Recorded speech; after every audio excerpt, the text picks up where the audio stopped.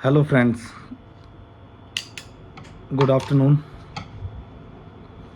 ये हमारी 5वीं वीडियो है बातें इधर उधर की में।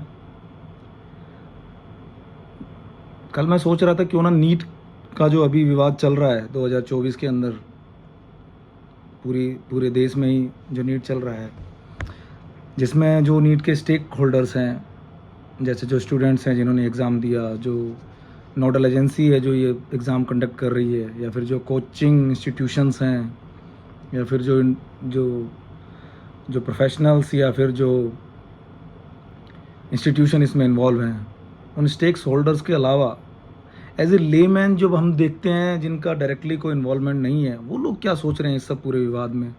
इसमें कोर्ट भी इन्वॉल्व है, एनटीए जो नोडल एजेंसी है वो भी इन्वॉल्व है, काफ़ी कॉलेज स्कूल इन्वॉल्व हैं।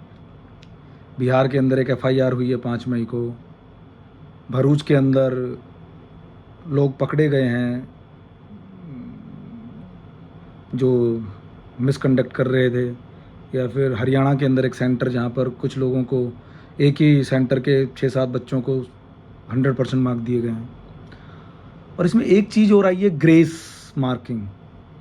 देखिए, जो मुझे याद है, जब मैं 12th में जब मैंने 10th पास आउट की थी 1996 में, तो राजस्थान से, तो हम लोग सोचते थे कि यार उस टाइम में एआई, मुझे याद है एआई पीएमटी और पीएमटी एग्ज़ाम होते थे। स्टेट के लेवल पर पीएमटी होता था, प्री मेडिकल टेस्ट, और सेंट्रल लेवल पर एआई पीएमटी होता था, all India pre medical test.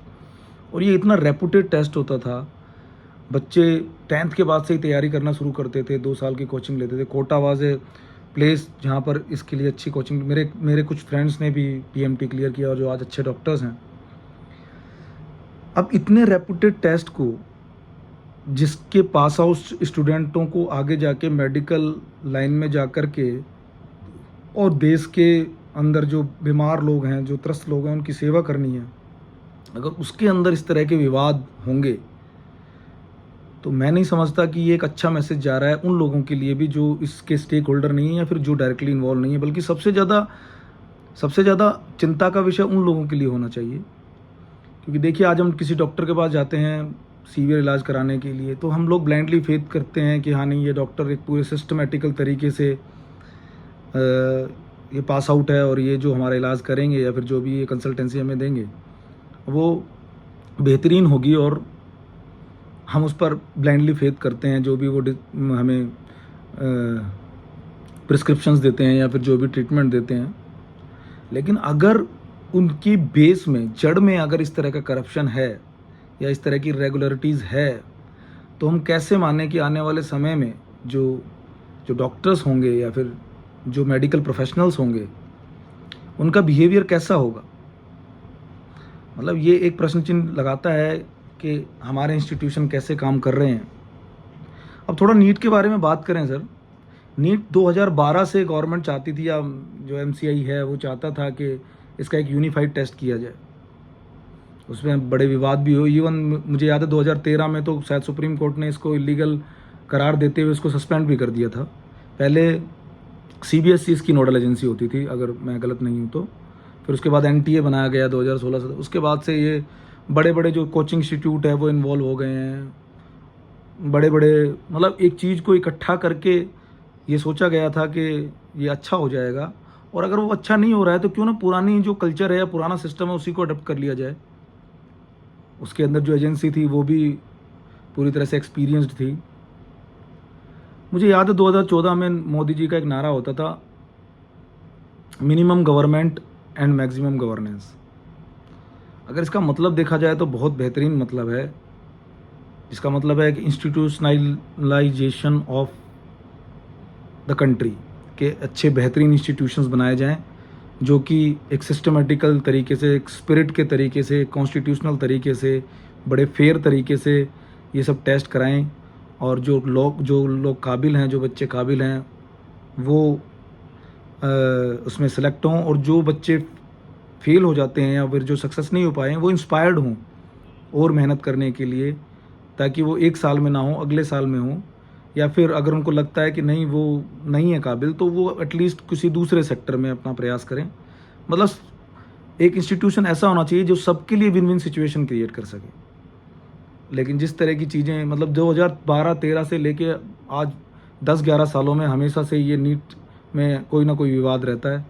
और अभी जो करंट जो सिचुएशन है वो तो अगर जिस तरह की चीज़ें हम सुन रहे हैं या जिस तरह की चीज़ें हमारे कानों में पड़ रही हैं, देखिए मैं पॉलिटिकली बोलना नहीं चाहता, ना बोलना चाहिए कौन कौन स्टेक होल्डर्स, लेकिन जो भी ये हो रहा है उस चीज़ को रोकने के लिए ये बार बार सुप्रीम कोर्ट जाना किसी भी एक गवर्नमेंट एजेंसी के लिए, रोज़ाना कहीं ना कहीं हर विवाद में हर किसी चीज़ में मैं देख रहा हूँ कि अभी दिल्ली में जल संकट है तो सुप्रीम कोर्ट, अगर नीट की एग्ज़ामिनेशन फेल है तो सुप्रीम कोर्ट, हर एक चीज़ में अगर सुप्रीम कोर्ट की एडवाइजरी से ही चीज़ें चलेगी तो ये सब एजेंसियां हैं, ये सब जो गवर्नमेंट हैं, ये सब जो इतनी बड़ी बड़ी बातें हैं कि हम लोग विश्व गुरु हो गए हैं या हम लोग इतने अच्छे हो गए हैं, वो सब बातें क्या सिर्फ ढकोसला है?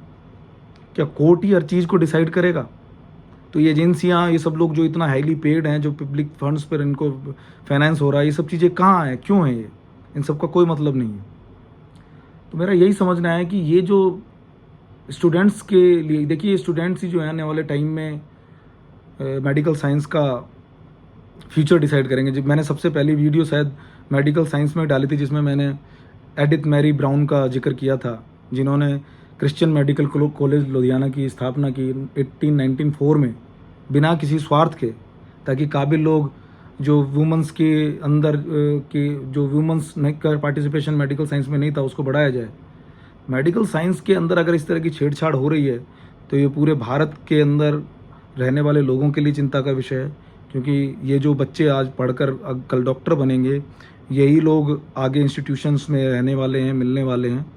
और मैं समझता हूँ कि इन सब विवाद को जल्दी निपटा लिया जाएगा और एक ऐसी व्यवस्था दी जाएगी जिस पर आम लोग जो इसके डायरेक्ट स्टेक होल्डर नहीं हैं वो भी इस पर भरोसा कर सकें। बस मैं इस विषय पर एक वीडियो डालना चाहता था एज ए लेमैन, मैं समझता हूँ ये लोगों को पसंद आएगी। Thank you very much.